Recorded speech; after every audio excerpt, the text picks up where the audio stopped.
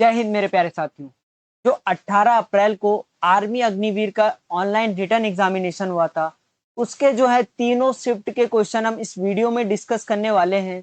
और comment section में जरूर बताइएगा कि आपका स्कोर कितना रहा, ताकि हम एक कट ऑफ आपके लिए बना सके।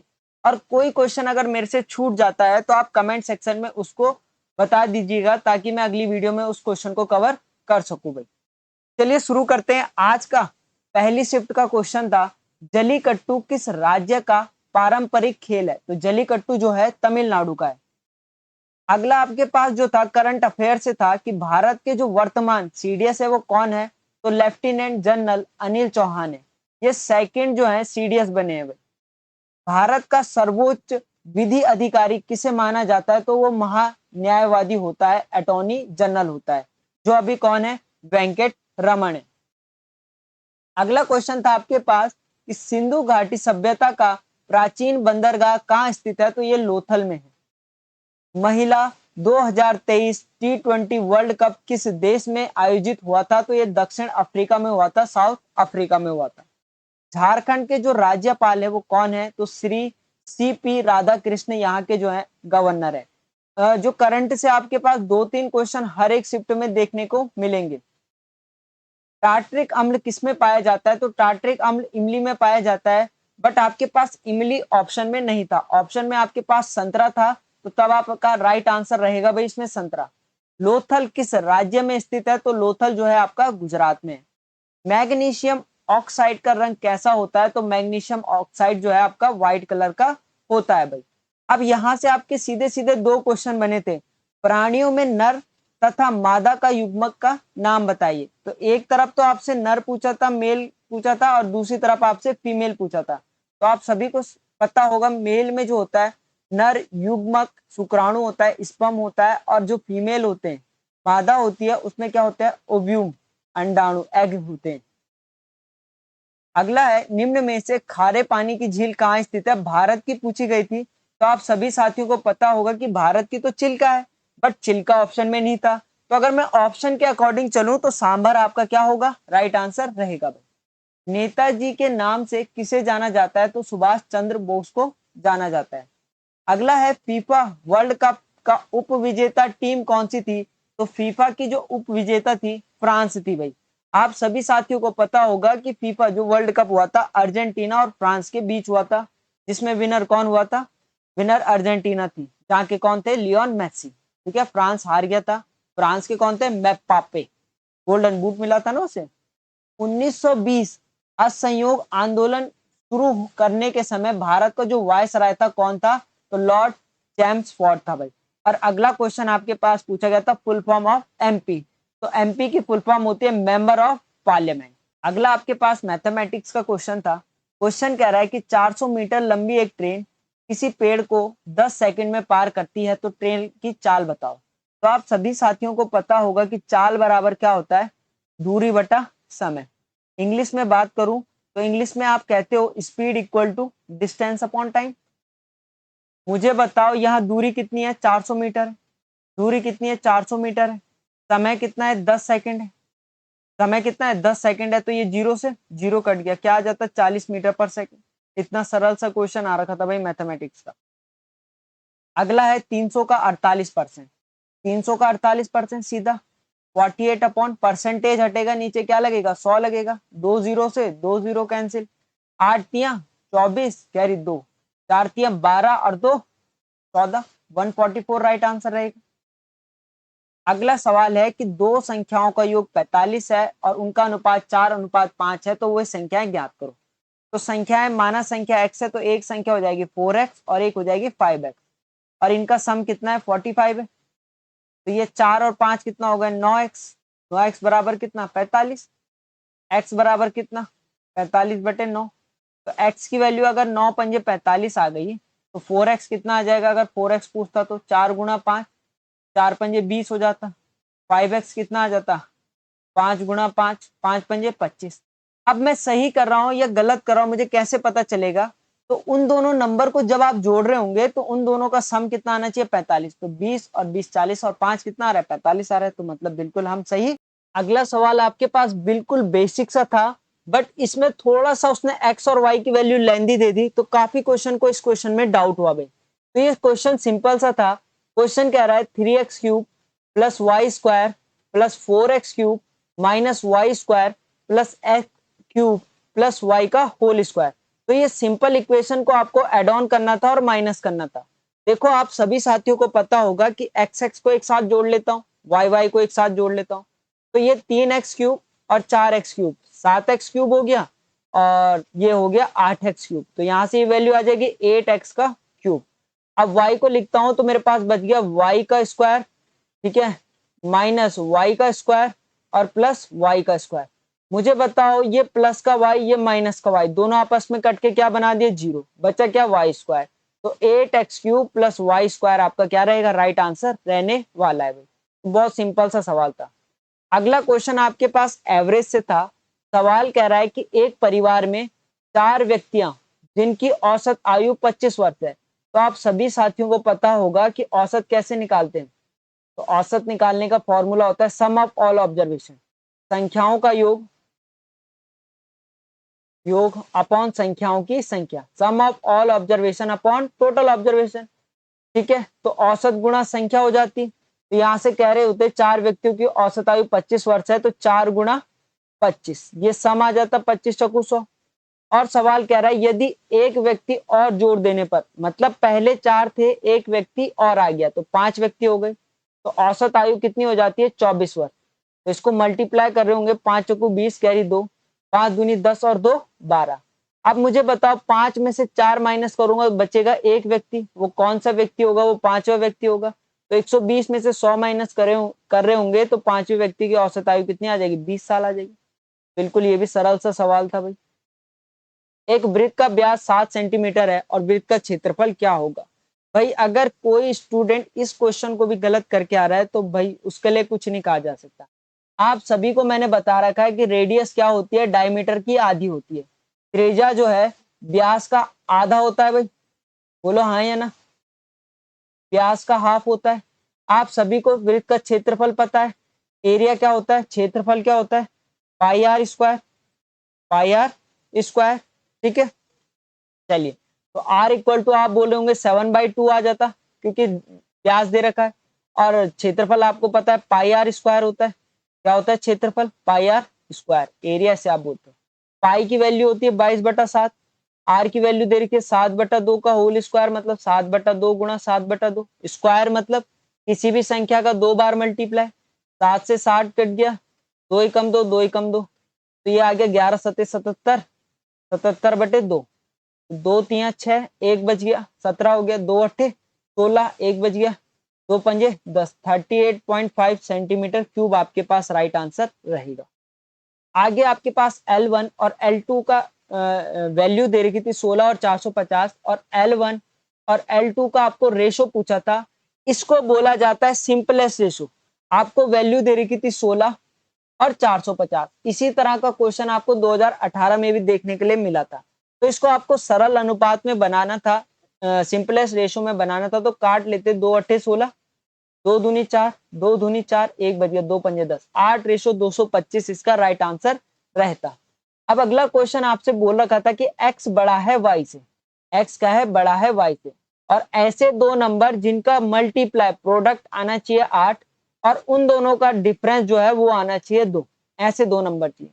तो ऐसे नंबर होंगे 2, 4 और 2, क्योंकि 4 दूनी 8, ठीक है, और 4 और -2, 4 में से 2 गया 2, तो ऐसे दो नंबर होंगे।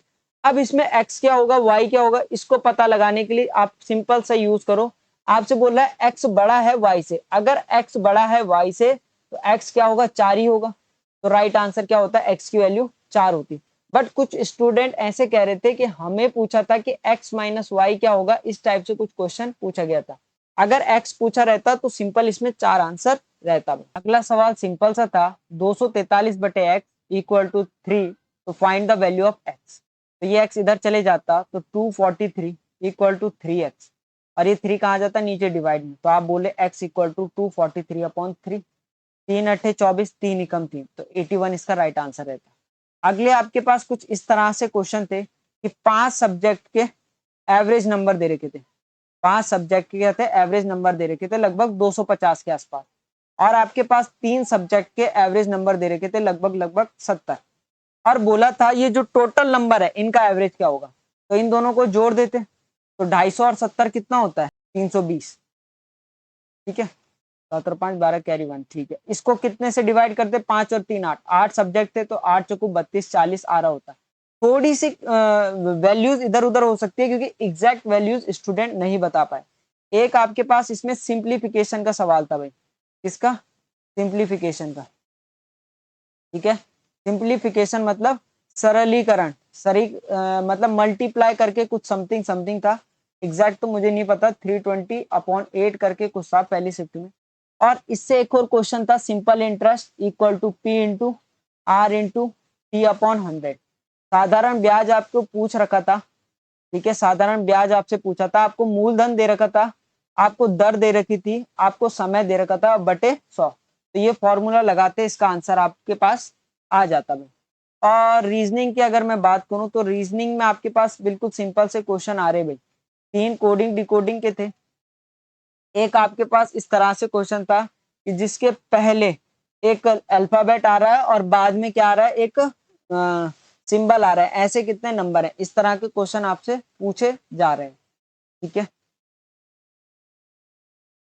और अगर कोई आपको पहली शिफ्ट का क्वेश्चन याद आए तो कमेंट सेक्शन में बता दीजिएगा। अब हम अगली शिफ्ट के क्वेश्चन शुरू करते हैं। अब हम कुछ सेकंड शिफ्ट के क्वेश्चन देखने वाले हैं। पहला क्वेश्चन था, महात्मा गांधी कौन से अधिवेशन में कांग्रेस के अध्यक्ष बने थे।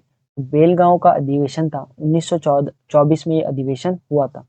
सबसे छोटा केंद्र शासित प्रदेश कौन सा है, तो सबसे छोटा लक्षद्वीप है। आपके पास टोटल 8 केंद्र शासित प्रदेश हैं, यूटीज हैं, और 28 आपके पास क्या है, राज्य हैं।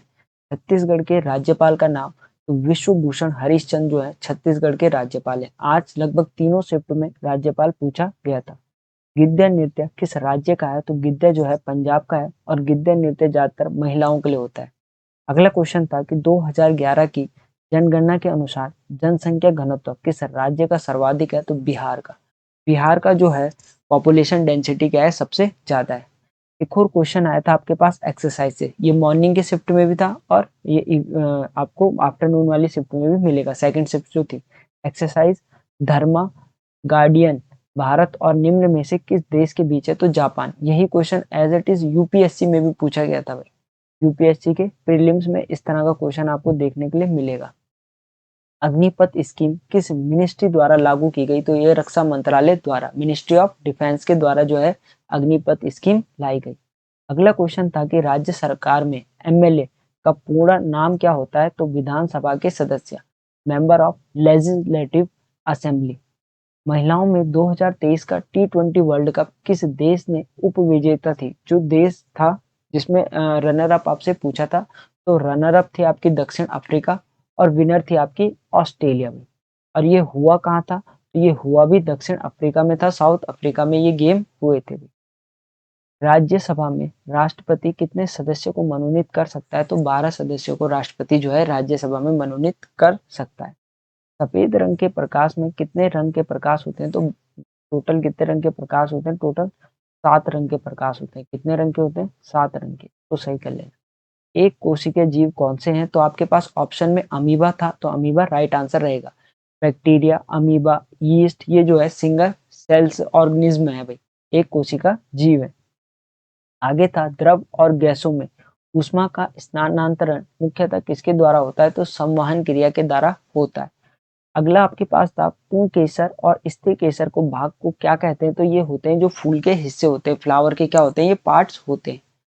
निम्नलिखित में से कौन सा मानव मादा का प्रजनन प्रणाली का हिस्सा नहीं है, फीमेल रिप्रोडक्टिव सिस्टम का पार्ट कौन नहीं है, तो शुक्र वाहिनी जो होता है, ये जो है फीमेल रिप्रोडक्टिव सिस्टम का पार्ट नहीं होता है। अगला था दूसरा वर्ड किस स्पोर्ट से संबंधित है, शायद ये दूसरा ना हो के ड्यूस था।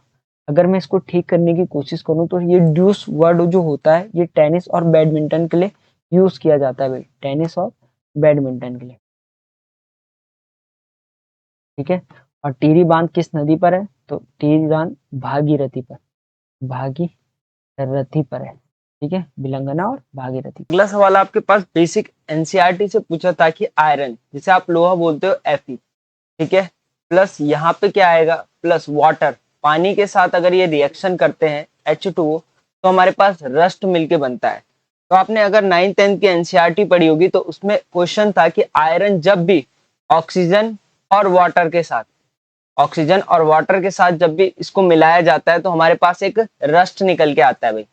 जैसे मैं एग्जांपल के तौर पे लूं, Fe, जिसे आप आयरन बोलते हो, plus O2 oxygen plus H2O water के साथ इसका मिक्सचर होता है तो हमारे पास इन सब वैल्यू को निकल के एक फाइनल वैल्यू आती है Fe2O3H2O। तो इसको क्या कहा जाता है, फेरिक ऑक्साइड, और इसी को ही हम कह देते हैं रस्ट, RUST। तो इस तरह का बेसिक सा क्वेश्चन था, बट थोड़ा सा आपको डिफिकल्ट लगा होगा। अब इसको हमें वो बैलेंस करना भी आना चाहिए भाई, तो आप इसे अपने बैलेंस कर सकते हो। अगला हम मैथमेटिक्स के क्वेश्चन में चलते हैं। क्वेश्चन कह रहा है कि 33 का स्क्वायर माइनस 31 का स्क्वायर की वैल्यू क्या होगी। तो एक तरीका तो ये है कि आप स्क्वायर निकालो और माइनस कर दो। दूसरा तरीका, अगर आपको पता है कि ए स्क्वायर माइनस बी स्क्वायर का फॉर्मूला क्या होता है तो वहां से ये बहुत आसानी से हो जाएगा। तो आप कह रहे होंगे कि ये फॉर्मूला होता है ए प्लस बी और ए माइनस बी। तो यहाँ पे 33 हमारे पास ए की वैल्यू है, 31 हमारे पास बी की वैल्यू है। तो यहाँ से मैं कह रहा हूँ कि 33 प्लस 31 और 33 माइनस 31। तो सिंपल, 3 और 1 4 और 3 और 3 6, मल्टीप्लाई बाय 33 में से 31 गया 2, तो मल्टीप्लाई कर देते 60 दूनी 120, 4 दूनी 8, तो 20 और 8 128 आपके पास राइट आंसर रहता है। अगला क्वेश्चन आपके पास एवरेज का था। क्वेश्चन कह रहा है कि यदि 6 9 7 12 और x का औसत 9 है तो x की वैल्यू ज्ञात करो। अब आप सभी साथियों को मैंने बता रखा है कि औसत बराबर क्या होता है, संख्याओं का योग, सम ऑफ ऑल ऑब्जर्वेशन अपॉन क्या, टोटल ऑब्जर्वेशन। तो आप बोले होंगे संख्याएं मेरे पास 6 plus 9 plus 7 plus 12 plus x, और इक्वल टू एवरेज कितना दे रखा है 9, क्योंकि एवरेज कहाँ आता है, बराबर में। और अपॉन में हम लिखते कि ये कितनी संख्या है, 1 2 3 4 5 संख्या, ठीक है। ये वैल्यू यहाँ चले जाती, अब इसको ऐड ऑन कर रहे होते। देखो 12 और 6 18 होता है, 18 और 9 18 और 10 28 होता है, तो ये एक माइनस किया 27, और 27 7 7 14 34, ये हो गया 34 प्लस x इक्वल टू, ये मल्टीप्लाई में चले गया 9 पंजे 45, यहाँ से ये वैल्यू यहाँ आ जाएगी, ये माइनस का हो जाएगा। तो आप कह रहे होंगे कि x इक्वल टू 45 माइनस 34, 5 में से 4 गया 1, 4 में से 3 गया 1, तो x की वैल्यू क्या आ जाती, 11। अगले क्वेश्चन की तरफ बढ़ते हैं। क्वेश्चन कह रहा है कि सिंप्लीफिकेशन का, बिल्कुल सिंपल सा क्वेश्चन है। अगर आपको बॉड मास रूल पता होगा, बॉड मास, बॉड मास के रूल के हिसाब से सबसे पहले ब्रैकेट खुलता है, ठीक है, फिर आपका ओ ऑफ सॉल्व होता है, जिसका मतलब मल्टीप्लाई होता है, फिर डिवाइड, फिर मल्टीप्लाई, फिर एडिशन, फिर सब्ट्रैक्शन। इस तरह से आपकी एक एक स्टेप में क्या होती है, वैल्यू सॉल्व होती है।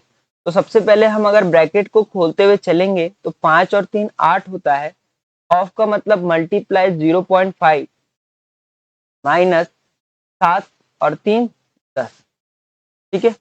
अब यहाँ से मैं इसकी मल्टीप्लाई करता हुआ चलूंगा तो 8 पंजे 40 होता है, क्या 40 का 4, 10 में से 4 गया, आपके पास क्या आ जाएगा, 6 आंसर आ जाएगा। अब देखो अगला सवाल भी आपके पास सिंप्लीफिकेशन का था, बहुत सिंपल सवाल था।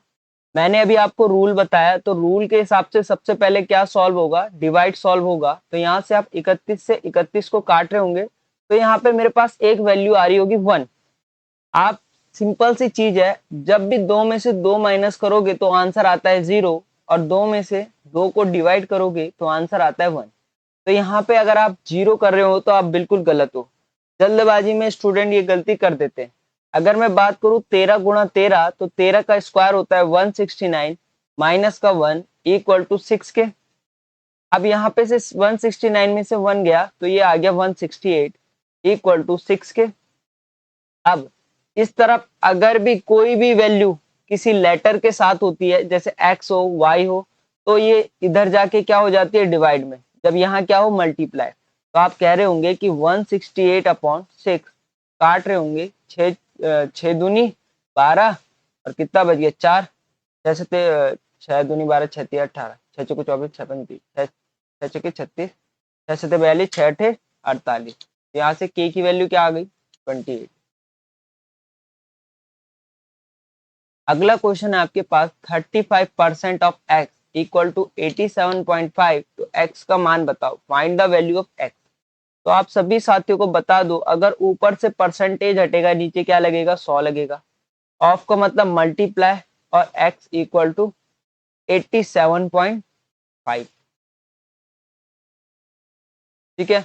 अब ये 100 कहाँ चले जाएगा इधर, और ये 35 कहाँ जाएगा नीचे, और x अपनी जगह में रहेगा। जो वैल्यू निकालनी होती है वो अपने स्थान पर रहती है, बाकी सारी वैल्यू इधर होती रहती है भाई, इंटू 100। अगर आप इसका 100 से मल्टीप्लाई कर रहे होंगे तो ये आ जाएगा 875/35 इंटू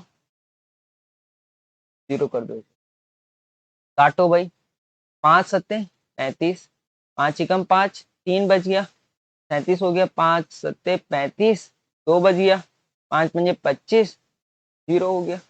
7 से काटो, 7 दूनी 14, 3 बच गया, 7 पंजे 35, 0, 250 आपके पास राइट आंसर रहता।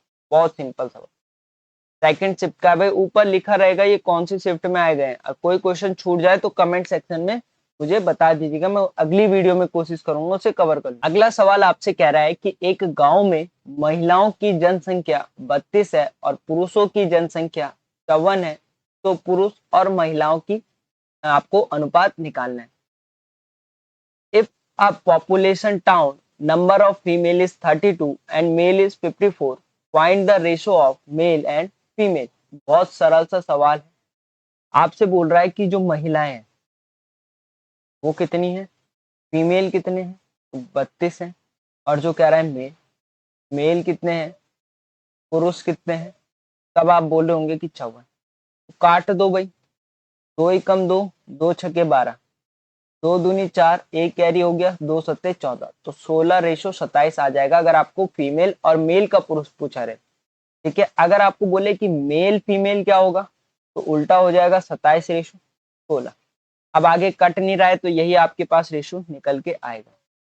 क्वेश्चन कह रहा है कि 250 रुपए की राशि पर साधारण ब्याज 10 रुपए है, यदि वर्ष और दर समान हो, मतलब ईयर और रेट आपका इक्वल है, तो दर ज्ञात कीजिए। अब 250 रुपए की धनराशि बोल रहा है, तो मूलधन जो होगा, प्रिंसिपल जो होगा वो होगा 250, ठीक है।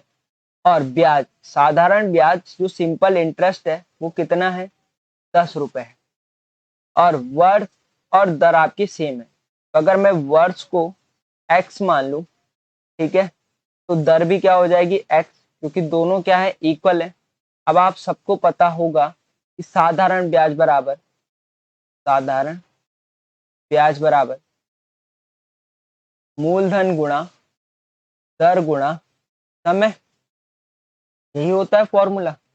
सिंपल इंटरेस्ट आपके पास 10 रुपया था, मूलधन आपने 250 रुपए जमा कराए, प्रिंसिपल जो था, दर आपकी x है और समय आपका x है।